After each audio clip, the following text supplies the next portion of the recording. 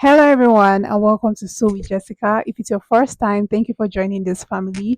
And if you're returning subby, thank you for coming back. In today's video, we are going to be making this lovely two-piece. This is the inspiration of this two-piece here, and I'll put the name of the store. You can actually order the two-piece from them. This is a requested tutorial, and I would say this is my most requested tutorial. I was not going to make it because I felt it was revealing, but if I'm going to be honest, I really love this two-piece. It came out really good. If you want to make this two-piece for a client, I would advise you make a trouser that has a fly zipper and a side pocket. If you can tell from the video, it has a side pocket, but I made a very simple trouser here, and I have a detailed tutorial on that. This is the video thumbnail here, so do well to check that, and also check the comment section. To be linked right there in the comment section. I think that's basically everything. Without any further ado, let's get into the tutorial today proper. So the fabric used in the video seems way more thicker than the one that I have here, but as you can see, the results still came out fine. So I have this floral crepe fabric, which most of you like to call vintage fabric. You know, this type of fabric are very light and they usually have like nice designs. So this is what I'm using. I have exactly 2.5 yards here. This fabric was originally 3 yards. I was already making a dress and I later changed my mind, and that was how I abandoned the dress. And when I was about to make this, I couldn't find the remaining half yard that I already cut to start making the dress I wanted to make initially, and that is how I'm using 2.5 yards of fabric. So I would advise you use 3 yards. 3 yards will give you a very good length, which is going to look exactly like the picture inspiration or the video inspiration which I played for you guys earlier. Also, I am drafting on a pattern because my chalk is not all that visible. It's not going to be very clear on the fabric. So instead of chalking directly on the fabric, I decided to chalk on the pattern paper. So that way, all my lines are very much visible. So anything you see me doing here, you can just do it directly to your fabric instead. For my waistband, I'm going to be using 1.5 inch. So I'll place 1.5 inch on the starting line of this pattern paper, and then I'll mark from my waist to my hip line, which I am going to be using 9 inches. At that point, I'll rule out a straight line there. Place back the tape, making sure your 1.5 inch for waistband is outside the pattern paper, and then mark from your waist to your crotch line. So using this picture that I have right here, right, you see this part where I drew a line, that is your crotch line. So take that measurement and apply it around here. So there is a crotch line for either your high waist trouser or your normal waist trouser, but this is a high waist trouser, so my crotch line is usually 11 inches, which is perfect. It's okay for me. Then the last line that I have here is the full length. So the length of the trouser is longer than this, but I'm just going to roll out the whole pattern paper for now, and then I'll add up to the length when I'm transferring later. On the hip line, I will take my round hip measurements, divide it by 4, and what I have right there is what I will mark on the hip line. On the waistline, I will extend the line from the hip line to the waistline. I'll connect those 2 points together so that I can have a straight line there.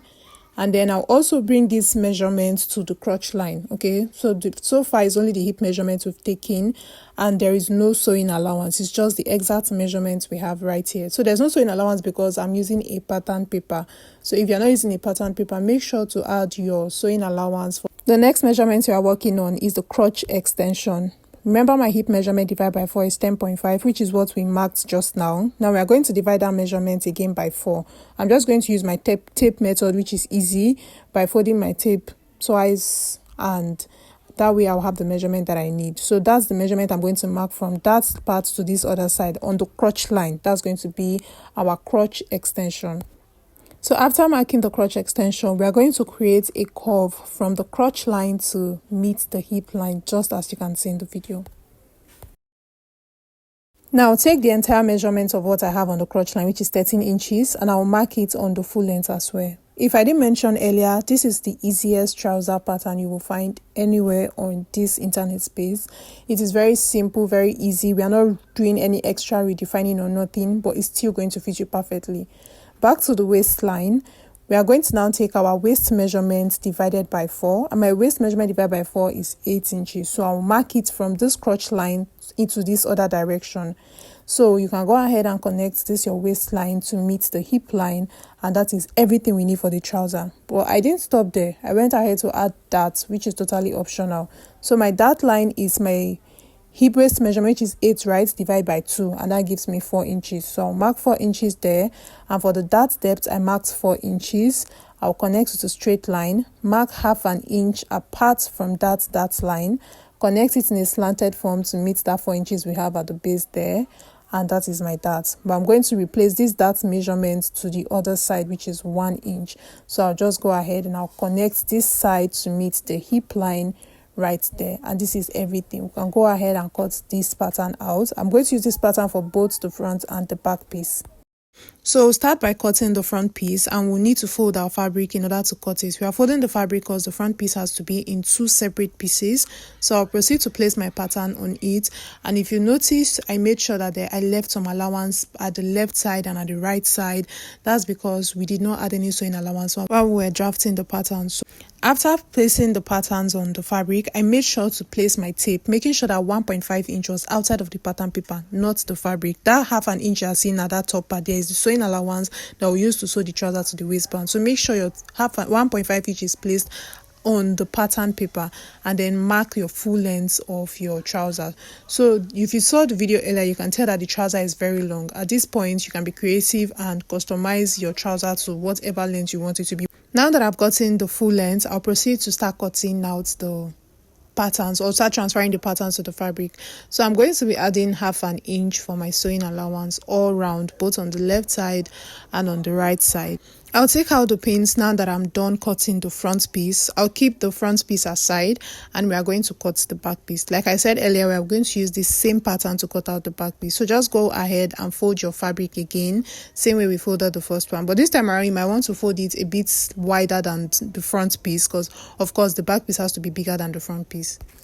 So when you are placing your pattern on the fabric this time around to cut out the back piece, make sure to leave at least 2 or 3 inches at the top part. Remember earlier we left like half an inch at the top part. This time around, make sure you leave enough allowance, and then also leave enough allowance along the crotch area too. So the area where we have the crotch line is the center back. This part here is the center front, so we want to work on the center back. At that point there, I marked 1 inch upwards. You can mark 1 inch or 1.5 inch. And the reason why we are extending that part upwards is because of the bum. You know, the back has the bum, so it's bigger. We cannot use the same width, the same measurements we have at the front for the back, because that's going to make the waistline of the back of your trousers saggy. It's not going to allow it lap well, and then it's not going to create like bubble effect at the front.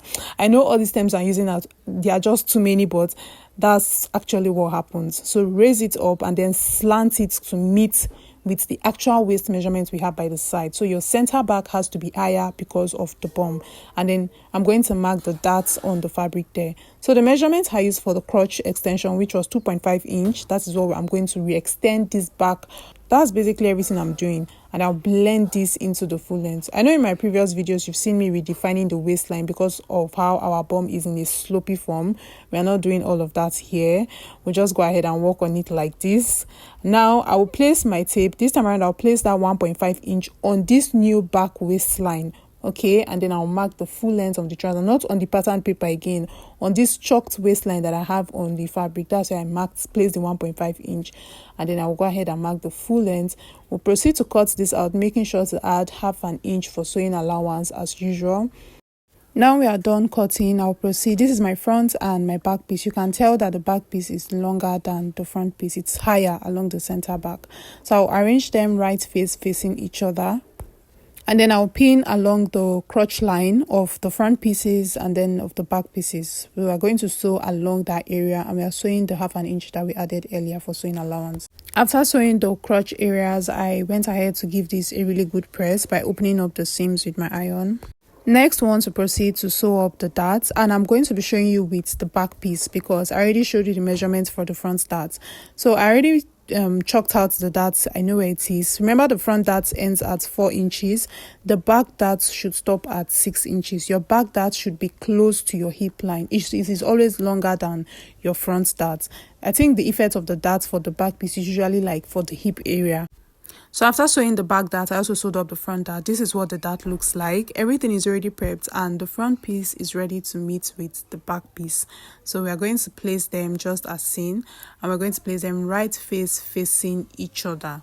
And I will proceed to sew the outer seams, that's the side seams. I'll just sew half an inch because that was what I added earlier.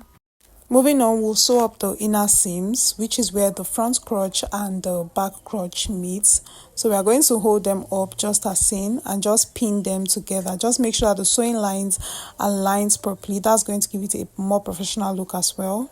So now we'll sew along the inner thighs just as seen, just sew up 1/2 inch all through to the end. And this is the progress so far. I went ahead, I flipped it over and I ironed it. If you recall, we've not added any zip allowance at all. So now we are going to create space for zip allowance. It was intentional. I didn't add zip allowance. Anytime I'm sewing this type of trouser, I usually don't add zip allowance.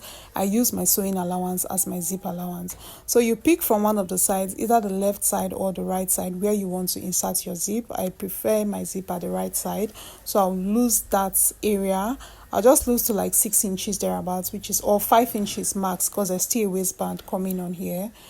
And that area that I have there, that's why you have to iron this. That area, that sewing allowance that we have there is going to be the place where we're going to fix the zip. Now take the measurements of the waistline, and I'm not just going to take the waists like that. I'll make sure I take from the sewing allowance that I have there, which is now our zip allowance. I'll measure around the whole waist all through, and what I have there is 36 inches. So I'll cut a band that is 36 inches long, and then for the width of the band, I'm going to use 2 inches on fold. Yes, 2 inches on fold, because by the time I sew 1/2 inch from that 2 inches, I'll be left with exactly 1.5 inch, which is what we measured earlier for the waistband. It's time to attach the waistband to the waistline of the trouser. So you're going to place it like this. If you want to use any other method to attach this, it is fine, but this is the method that I'm going with. Very simple to work with, very easy to adjust. So I just go ahead and pin the band to the whole waistline that we have right here. My waistband is in already, and it's time for me to fix my zip at that point that I have right there. So I'll just use my sewing allowance to fix my zip. And that is basically everything for the trouser, guys. You see this part here, that's the sewing line that I loosed earlier. Remember, we sewed that part before we loosed it, so it will be easy for me to fix the zip properly. So we can proceed to sewing the top now that we are done with the zip. Make sure to tack this excess zip down.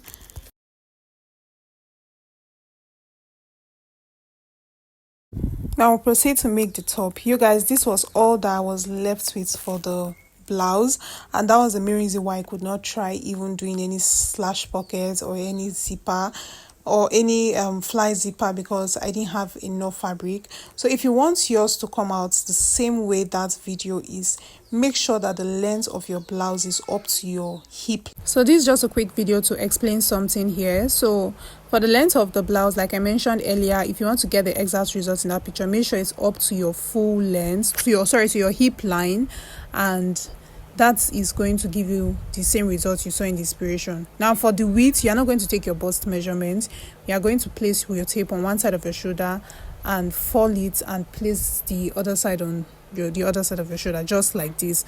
So this measurement here is like the measurement of the cowl neckline. How deep do you want your cowl neckline to be? If you want it to be deeper, you can go ahead and still make it deeper. But if you want it, and just know that the deeper your cowl neck, the longer your center front of your blouse is going to be, but it does not affect the side of the blouse. The side of the blouse will stop at the hip line. So I'm using 39 inches. 39 is perfect. Just make sure your cowl stops around your under bust line. It's just perfect there. So 39 is what I'm going to use for the width, and then for the length, I said you should use up to your hip line, but my fabric was not enough to that point. If I had enough fabric to that point, I would have gotten exactly that picture we had on the screen there. So I marked to 39. That's for the width. So this is what I have right here. The width of this is 39 inches, and then the length that I have here is 22. I wish it was longer. I wish it was up to 28. I would have preferred it like that, but this is what I have left of my fabric. Let's not forget 39 for the width, and then the length should be quite long. So by the time we fold down we hold the top part, this is how you're going to get your cowl neckline. It's a very simple blouse.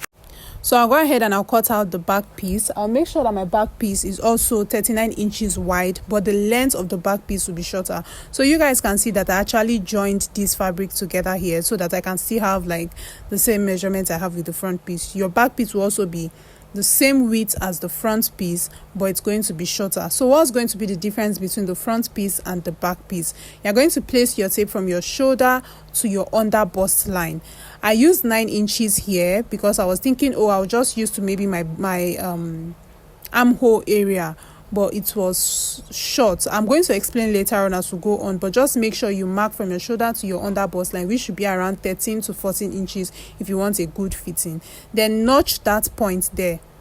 So the point that you notch is the from that part upwards, we are going to hem it, and from the other part downwards, we are going to attach the back piece to it. But like I said earlier, please make sure you are marking from your shoulder to your under bust line and not your armhole line. 9 inches is too short. Perfect measurement you will need is 13 inches, 14 inches, depending on your size.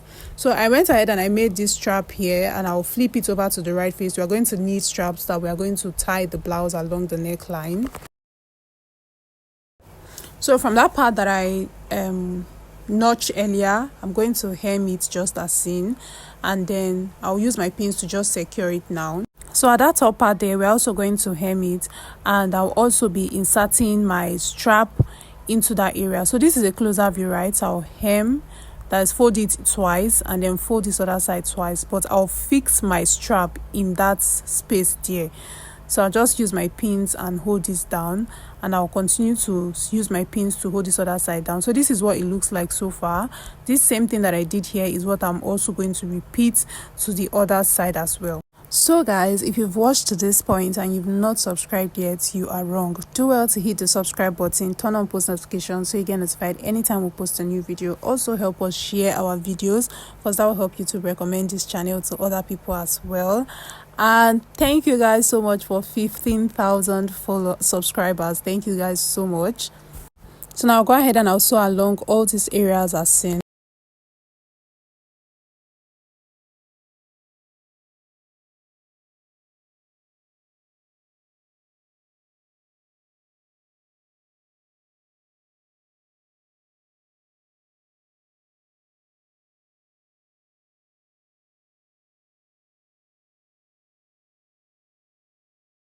So the front piece is prepped, and I placed it like this so we can see what it looks like. But before then, we are going to create a channel for the back piece, for elastic to enter the back piece.